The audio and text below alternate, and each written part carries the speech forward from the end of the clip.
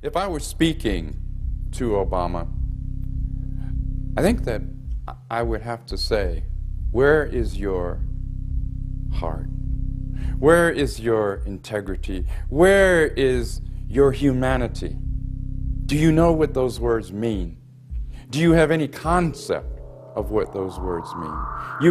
You have used and abused and hurt all the people, including black people, and you continue to do so. You speak in your fancy language, using your fancy rhetoric, but you continue to hurt the people nationally and globally. Are you human? I would have to ask you, Barack Obama, are you human? Do you even know what being human means? It's important to understand, for those of you who have not seen the Obama Deception, the first particular film, please check it out. Let's understand that the Obama Deception is much, much deeper than being merely an Obama deception. In fact, what it is a continuation of the same old agenda, the same old disempowering, manipulating, and controlling agenda. Now, why was it important? Why was it important that Mr. Hope and Change, Mr. Barack Obama, now known as Drone Man in the year 2013, Obama, why was it important that the power elite push him to be top dog, as it were, you know, or maybe we should actually say top murderer. But anyway, why was it important? Well, it was important because they used this. Pigmentation.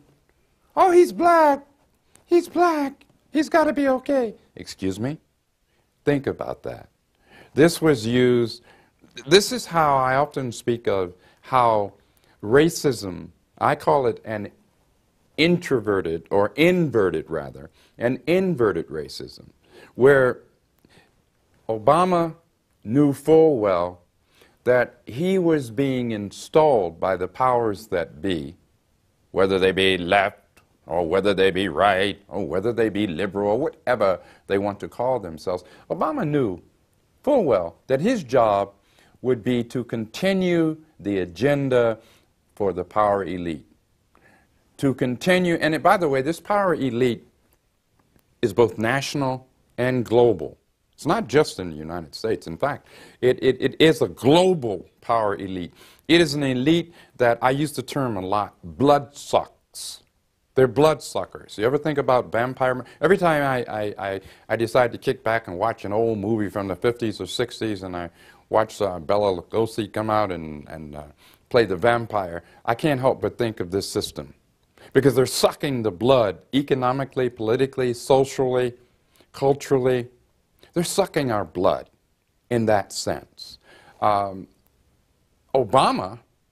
serves as, at this point in time, the number one bloodsucker, or at least in terms of his usefulness, and I put the word usefulness in quotation marks, because he certainly is not useful for everyday black, white, brown, red, and yellow people. He is the antithesis, if you will, the antithesis of the needs, wants, and desires of the people.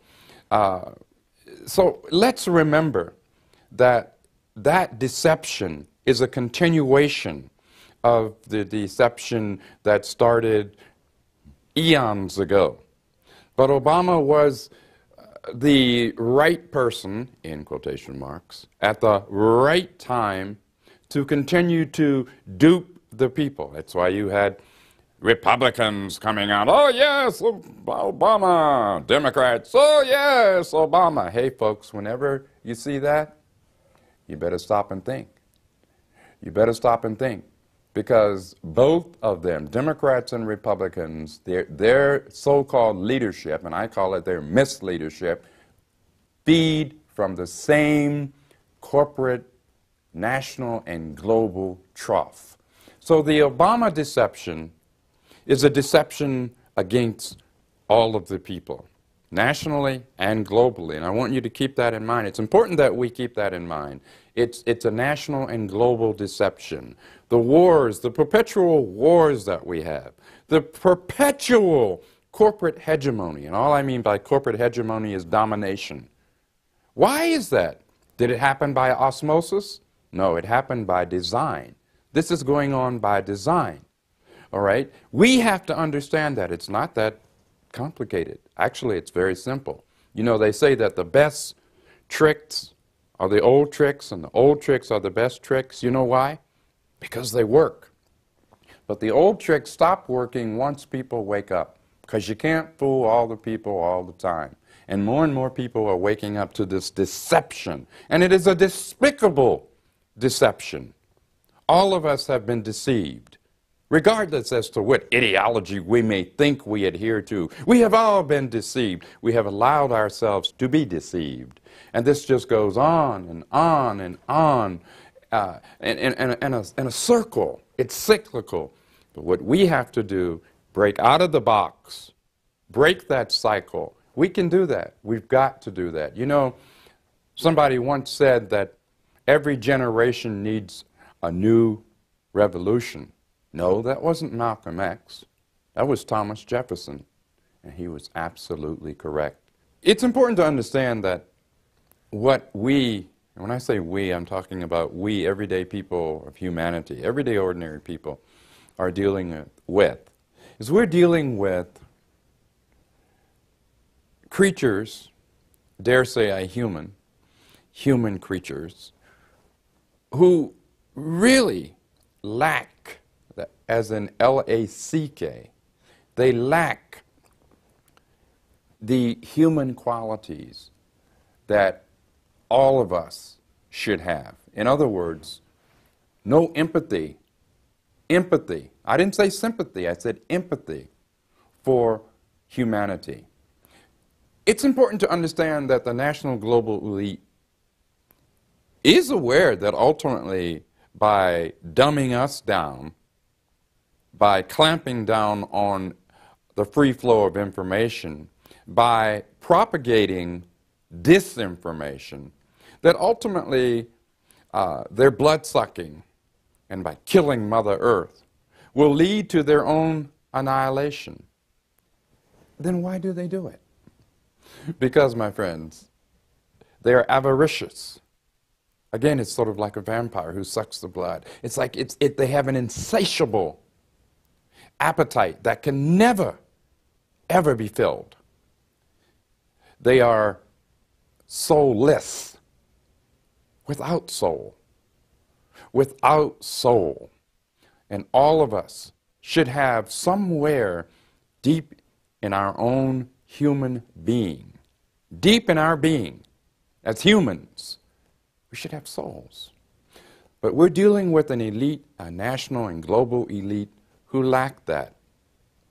Instead, they are willing to destroy us all, if only for the pleasure, ever so short-lived, of greed, of trying to fulfill their insatiable greed, of taking over a world, even ultimately a world that if we allow them to do it, will ultimately be destroyed by them. So it's our obligation to recognize and to understand that literally, quite literally, everything is at stake. These folks, though they may smile, just as Obama smiles, he smiles. But when I look at his smile, I see only death. I see only drone missiles. I see only lies and deceit. But it's not just Obama. It's all that he represents. Perhaps one of the most insidious and sadistic things about the continuation of this agenda to control, to manipulate, to bloodsuck people all over the world, including in this nation, on the part of Barack Obama and his minions, is the fact that this is well thought out. This is done in a fashion where people have been so insidiously divided. For example, let me be very specific of what I mean by this.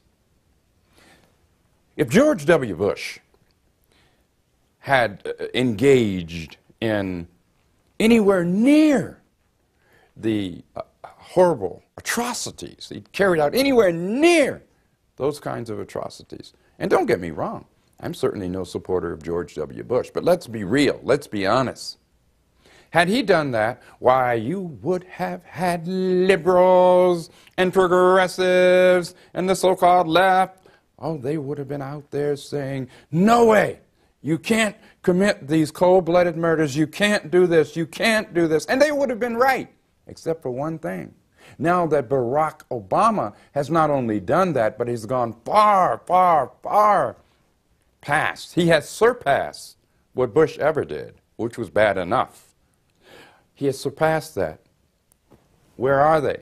Where are these folks who supposedly cared about humanity? Where are these folks who supposedly had principles? This is what, again, we see playing out, that fake, phony left-right paradigm. We see it playing out. And this is also why the Obama deception was and continues to be, up to a point, so insidious, so very, very sinister and insidious. So let's remember that we collectively, and I say collectively, all I mean is across the board, that we are the ones who can, we're the only ones, in fact, who can break through, who can dispense with that deception. The Obama deception, no more. No more Obama deceptions, whatever name they may give it. No matter. And it's not about Democrat or Republican. It's not about blood-sucking. It's about all the people. All the people. That's what this is about. No one's sitting here, I'm not sitting here and saying, oh, vote Republican. By no means, I'm not saying that. I'm not sitting here saying, well, vote for a better Democrat. No, I'm not saying that. I'm saying vote with your feet. Vote with the people. Everyday people who look and act and care and think and feel just like you, of all colors, the colors of the rainbow, all of us. That's who we vote for and with. You know, I'm reminded of something that W.E.B. Du Bois said. He said, may God forgive us if we ever again vote Democrat or Republican. This was W.E.B. Du Bois. Look it up. Check it out for yourself. Understand that this agenda is still being carried out, and the agenda remains the same. And under Barack Obama, it has become even worse. But the beauty of it is that we also have a potential now that we may not have had before. And that potential is to wake all of us up. Get out of that paradigm. I'm right-wing, I'm left-wing, I'm a liberal. How about just being a person? How about just being a populace? How about just having principles? Stick to your principles. Be principled about this struggle for all of humanity. Be principled about that, please. That's what this is about. Obama is, in my words, probably the most dangerous weapon that this century has yet seen. You know, the South African activist Steve Biko said that the most powerful, most potent weapon in the hands of the oppressor is the mind of the oppressed. And Steve Biko was absolutely correct. Indeed, in that respect, in that sense, Obama is indeed a weapon. He is a weapon against everyday black, white, brown, and yellow people. Obama has demonstrated the ability, and I use that word in quotation marks, to distort everything. In other words, let me use an example. When it comes to war, somehow Obama makes war seem to be not only acceptable, but absolutely necessary, imperative, even good, if you will. All in the name, simultaneously, all in the name of saying he's anti-war. He's anti this, he's anti that. Virtually everything Barack Obama says he opposes, he supports. And we need to understand that. That's why he is a weapon, such an insidious and powerful weapon. We have to look at him for what he is, not for what we want him to be. Too many people got caught in the trance, looking at Obama not for what he is, but for what they wanted him to be. We have to look at Obama, and people just like him, don't care about what their color or their gender is, for what they really are, versus what we had hoped they would be. So this weapon, which he is a weapon against everyday ordinary people of all colors. This is the weapon, to borrow the FBI's infamous term. This is the weapon that needs to be neutralized. And when I say neutralize, I mean, so that it not be misconstrued, I mean politically. We must come, and conscious-wise, we must come to an understanding that he must not be allowed to continue to hold us, to mesmerize us. We've got to get out of this ridiculous, dangerous trance that we're in. No more weapons. And Obama right now, presently, is probably the most powerful weapon against everyday people. You know, when I think back to, for example, John F. Kennedy, JFK, and I'm certainly not romanticizing the Kennedys, period, be it John F. K. or Robert Kennedy. However, I will say this. There were certain fundamental things that JFK did attempt to do that did have a fundamental effect of helping, assisting the poor in this country, the poor of all colors, all colors. Also, there were fundamental things that Kennedy, in this respect, did. For example, where the CIA wanted Kennedy to go in and, quote, smash Cuba, despite international law, despite all kinds of things, Kennedy said no. Now, again, I want to emphasize, I am not romanticizing Kennedy. But when we compare, for example, this president, this former president, with this current president, one has to ask, have we moved forward or have we moved backwards?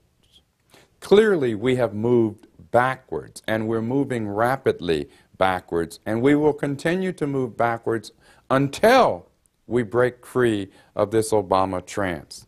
Right now, Obama is the best they have, and we have to reject that. When I say the best, I don't mean in a good or positive sense. I mean he is the most effective weapon that they have, the power elite, the globalists, against the people of this nation and the world. Once we deal with him, it becomes far less difficult. It will be difficult, but far less difficult to deal with their next tricks, because they always have tricks. But our trick is not a trick. What we have is each other, and it's way more of us than of them. What about Africa? What about what Barack Obama has done and is doing in Africa? The mother of civilization, all civilization. What about Africa? What's happening? Well, you know, in the first film, The Obama Deception, it was predicted, and rightly so, it has been proven to be correct, that Obama and his minions would be attacking Africa would be developing war plans and carrying out those war plans. Did that happen? Did it actually happen? It most certainly did. Think back with me for just a few moments. Think back to Libya. Libya on the African continent. Think back to how this sovereign nation was bombed to smithereens. By whom? George W. Bush? No. Barack Obama. Think about it. Think about the fact that not only in Libya, in North Africa, but also in Somalia, drones are being used to indiscriminately bomb. And there's no such thing, by the way, as a smart missile or a smart bomb. Only dummies think that there are smart missiles and smart bombs or smart drones. But being bombed to smithereens, the massacres that resulted, for example, in Libya, North Africa, as a result of the destabilization by Barack Obama and his minions. The horrible human disaster where we're talking 40 to 50 to 100,000 people being massacred. Do you think for an instant Obama didn't know that this is what would occur? Of course he knew. The whole thing was meant to destabilize Africa, okay, whether it was Libya, North Africa, Somalia, East Africa, whether it was Syria. Think about what's happening in Syria today. Syria being very, very, very close to the African continent. By close, I'm speaking in geographical terms. Think about these things. AFRICOM. Have you heard of AFRICOM? AFRICOM, the militarization by the Obama regime of the African continent. The militarization for the purpose of using African armies to kill each other, acting as proxies for the power elite of the U.S. In this case, acting as proxies, if you will, for Barack Obama. Now, there were those back in 2008, 2009, when we predicted that these things, or it was predicted that these things would take place, who said, oh no, not Obama. Not Obama, you don't understand. He's black. Think about it. Think about the bloodshed. Think about the destabilization of the mother continent. Think about it. And she's our mother, just like this planet is our Mother Earth. Think about what has been done. That was a crass and continues to be a crass deception. Remember, if you haven't looked up AFRICOM, look it up. Google it. AFRICOM, AFRICOM. The proxy for the United States to continue to militarize the African continent. To militarize it so that Africans are killing Africans. So you keep the continent divided. You keep the people manipulated and controlled. There are pogroms that are going on. Pogroms, that's right, P-O-G-R-O-M-S, going on right now throughout various parts of Africa. Thanks to whom? Barack Obama, his regime. We need to understand, be we black, white, brown, red, or yellow, we need to understand that what is at stake here is our very existence. I urge you to give serious thought to that. And again, I reiterate once more, don't be deceived again. There's a song back in the day, I think it was sung by a group called The Who. I love the song. We don't get fooled again. Let's not get fooled again. Let's not be deceived again. When we think of our Mother Africa, and I do say our Mother Africa, I don't care what your color is. When we think of our Mother Africa, think of Barack Obama and the devastation and the lies that this man has told and the devastation that he has brought upon humanity and upon our mother continent, and our planet, Mother Earth. Doesn't have to be this way. Don't have to be deceived again. And as the song from back in the day said, we won't get fooled again.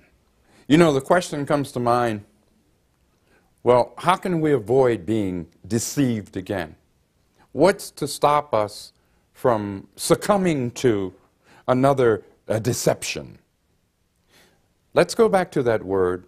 I'll go to the word principles. If we have principles, if we stick to our principles, however challenging that may be, and sometimes it will be challenging, but if we stick to those principles, we can avoid being sucked down the toilet. We can avoid being once again duped. Let's maintain our principles. Let's be honorable with each other, however difficult and challenging it may be. Because in the final analysis, that's how we will avoid yet another deception. You know, one of the things that I feel extremely honored, delighted, happy to have experienced in my life was I had the opportunity to see and meet Brother Malcolm X, El Hajj Malik El Shabazz. This was back in the day, as I would say, way back in the day. This was actually around 1961. I was a youngster, about 11 or 12 years old, and I had the opportunity to be taken to Morgan State College in Baltimore, Maryland, now Morgan State University. And my cousin, who was at the time a student at that particular institution, was among the students who brought Brother Malcolm in to speak. I was there, as I said, and saw Brother Malcolm, had the chance to listen to him, speak with him. And the thing that really touches me to this very day about that conversation was Malcolm's for realness. One of the reasons that I admire Malcolm so much, and this is not about the cult of the personality, this is just about human being to human being. One of the reasons I admire Brother Malcolm is because he evolved. When Malcolm came to realize that he was mistaken about something, he was human enough to say, I was mistaken about that. I'm using the example of how Malcolm grew from being a mere cultural black nationalist to an internationalist, to someone who believed in the need for humanity to come together as a whole. And what I remember when I saw Malcolm was his humanity.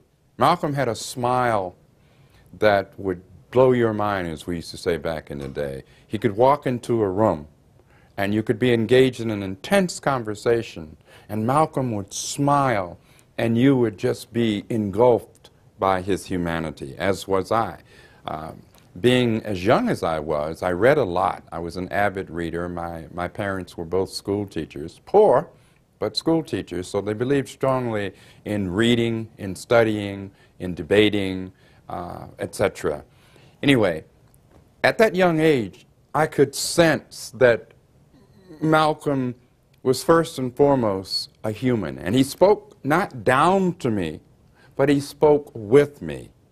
And to this very day, decades later, many decades later, I think that's what I think of when I think of Brother Malcolm, a man of great humanity, a man of wit, of intellect, but most of all, a human who evolved constantly.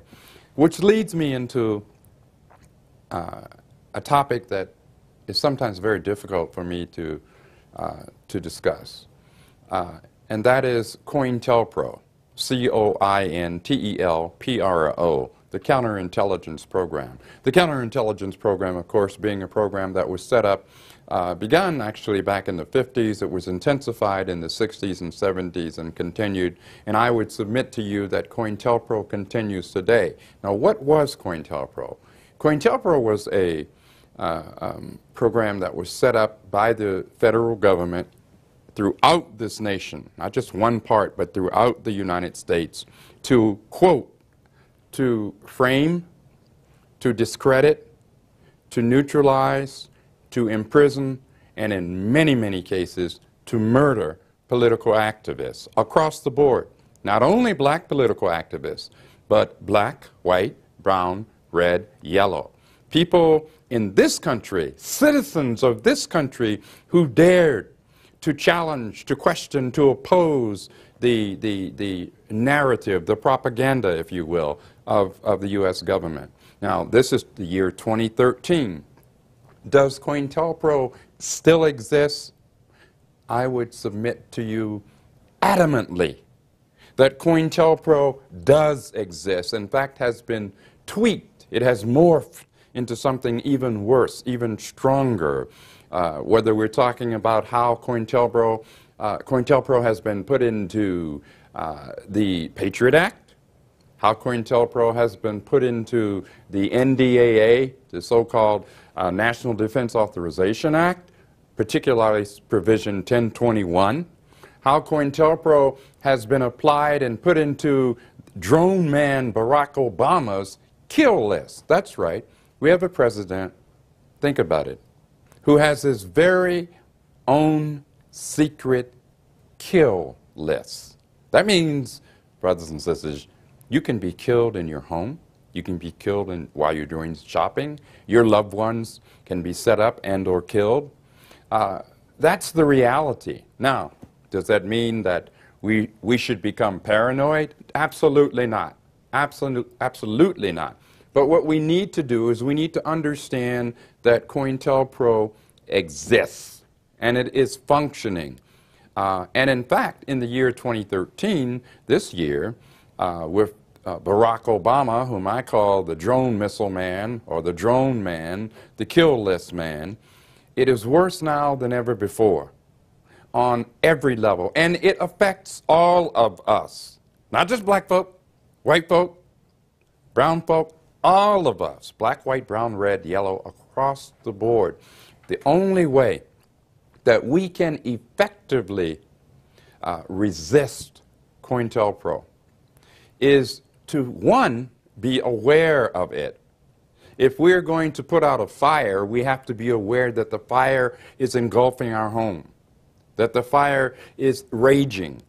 So before we can address that and put that fire out, we have to first be aware of it. It's the same with the counterintelligence program. We are told that we have a constitution in this country. Well, what we have in this country in this year of 2013 is we have a piece of paper that has, in very large part, been made null and void by both Democrats and Republicans, and definitely, most definitely, by the current Chief Executive and Commander-in-Chief of the United States Armed Forces, none other than Mr. Barack Obama. So if one has a Constitution, it is irrelevant if it is not applied. What good is that? What good is there to have a Constitution if that a Constitution is not a living Constitution? It's not really applied. Freedom of speech, freedom of to organize, freedom to be able to have dissenting views. These things are incredibly important. These are the very kinds of things that COINTELPRO seeks to, in the words of the FBI, neutralize, to destroy. So I think it's incumbent upon all of us throughout the United States and indeed throughout the world, but I'm primarily referring to people in this nation, it's incumbent upon us to understand the danger that we are in, the peril. We must first recognize our peril in order to do something about it. And we can do something about it. We can do something about it. We must do this collectively. It's time to get past that phony, fake, farce, left-right paradigm. That's how they keep us united or disunited, because they don't want us to be united. That's how they keep us disunited. They keep us in disarray. They keep us divided. They keep us in fear of each other. It's like a ping pong ball in a ping pong game. We're the ping pong ball.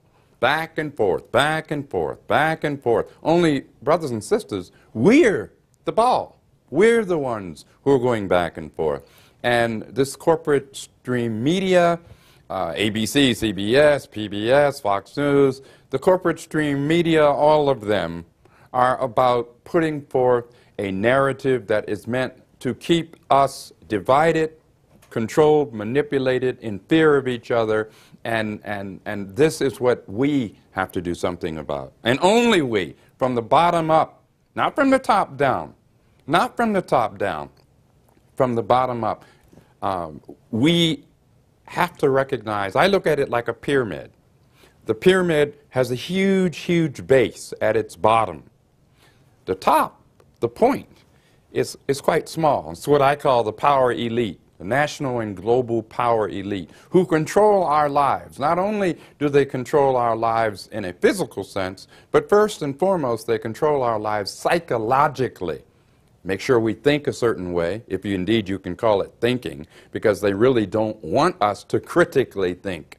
They want us to be numb. They want us to act, as I say, like robotrons, without even realizing that we're acting like robotrons, robots, okay? But again, I go back to the power of the people. Back in the day, in the original Black Panther Party, not to be confused with the so-called new Black Panther Party. In the original Black Panther Party, formed in October of 1966, the party said then, and I still say now, all power to the people. What did we mean by that? We meant that ultimately all power rests with each of us. But the only way we're going to be effective is to reach out to each other. Whether we agree or disagree, we'd sure as heck better come to the recognition, or come to a recognition, that without each other we are powerless. But with each other we are strong. So, having said those things, I want to emphasize that COINTELPRO does continue today. The counterintelligence program did not go away. We have to ask ourselves, what would Brother Malcolm X have to say? What would Malcolm say about Obama's drones in Somalia, Pakistan, Bahrain, Afghanistan, so forth and so on? What would Brother Malcolm say? What would Brother Malcolm say about Obama's signing of the NDAA with special emphasis on the provision section or provision 1021? What would Brother Malcolm say? What would Brother Malcolm say about Obama's secret kill list, murder list, M for murder? What would Brother Malcolm say? Malcolm said that right is right and wrong is wrong, no matter who says it or who does it.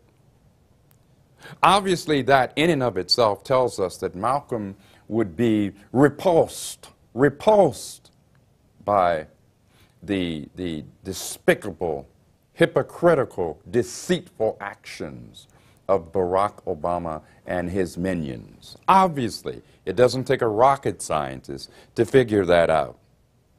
We too should find Obama's actions and his deception to be repugnant. We should not allow his deceit to trick us anymore. In the words of Brother Malcolm, we have a debt to all of humanity. And I'm sure you are too, very sure that Brother Dr. Martin Luther King would have said the same thing. He said, didn't he, to judge people based on what? The content of their character, not the color of their skin. It is time for us to actualize that. Both Malcolm and Martin would be right there with all of us, irrespective of our color. So what would Malcolm say about Obama? I think you know full well that Malcolm would say, he is unacceptable to humanity. You know, when we break free of and from the trance that Obama has us in, this Obama trance, then we are capable of breaking free from all of these trances. Because the Obama trance is probably the single most powerful, debilitating one that has yet been brought about in the 21st century. So we have to break that trance. You remember when you were a kid and you first turned on the television and how magical it was to you? Wow! You looked at the screen and you saw people, you saw vehicles, you saw all kinds of things on that screen. It was like it was magic. But then as you grew older, you realized that no, it really wasn't magic at all. It was technology, not magic. You broke the trance. This is what we must do with Barack Obama. Obama was successfully, he and his handlers, to put people in a trance. We must turn off that television set, euphemistically speaking, as the example I just gave, and break that trance. Understand that it's not magic. It's a trance, or as Malcolm X would say, it's Novocaine. Get out of it. Get out of it. Break that Obama trance, because once we do that, it becomes so much easier to break the other trances that they, and who do I mean by they? The power, the national and global power elite, the globalists, are going to be pushing more trances toward us. But it's going to be far more difficult because we have already, or will have already, broken free from the Obama trance. Why is it that we are, in this nation, and in many nations throughout the world for that matter, why are we continuing to find ourselves in a developing de facto police state? Why? I mean, is this just happening, or is it happening by design? I think that when we give it serious thought, we find out that it is, in fact, happening by design. The globalists, those who want to control humanity, have an agenda, and that agenda is to do what? That agenda is to squeeze us in every conceivable manner, politically, economically, socially, culturally, spiritually even, to squeeze us. That is the global agenda. Now, this is why we see, and there's a positive side, and the positive side is this. Obviously, people throughout the world are beginning to wake up. People throughout the United States are beginning to wake up. We've got a lot more waking to do, a lot more awakening to do. But it has begun. Again, I go back to the words of Thomas Jefferson, every generation needs a new revolution.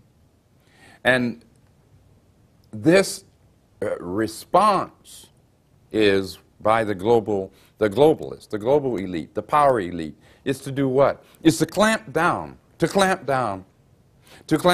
on people's civil rights, human rights. I like the word human rights because we're all first and foremost human. And that's the emphasis. That's where the emphasis, I think, really should be, on human rights. But it is showing they, who am I talking about?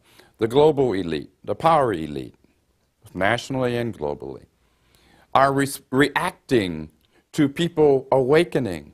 Sometimes, you know, they say that, I'm trying to remember exactly what the saying was, but it goes something like a silver lining on the dark cloud. The silver lining in this case is that people are reaching a point, not only are they saying, I'm beginning to see, I'm beginning to understand, but we're reaching a point where we're saying no more, no more. And that's a positive. The beauty is, as we said back in the day, the beauty is the power. It's people power. It's all of us together, not us divided, separated, killing each other, in fear of each other. Let's understand who the real terrorists are. The real terrorists really are the global elite. Those who want to keep us in fear, keep us divided. But remember, with all their chicanery, with all of their machinations, with all of their deceit, what it shows is that people all of us are truly beginning to awaken. So let us be positive, almost joyful. Let us be positive about the fact that we are beginning to awaken. Let us be determined to continue to learn from each other. In the columns that I write in Black Commentator and in Intrepid Report, I always ended by saying, each one, reach one. Each one, teach one. Onward then, my sisters and brothers, onward. So let's keep on reaching out, teaching. That's the only way that we will not be deceived again. There's a lot to be happy about, but we haven't gotten to that point yet where we can say we won't get fooled again. We got to get to that point.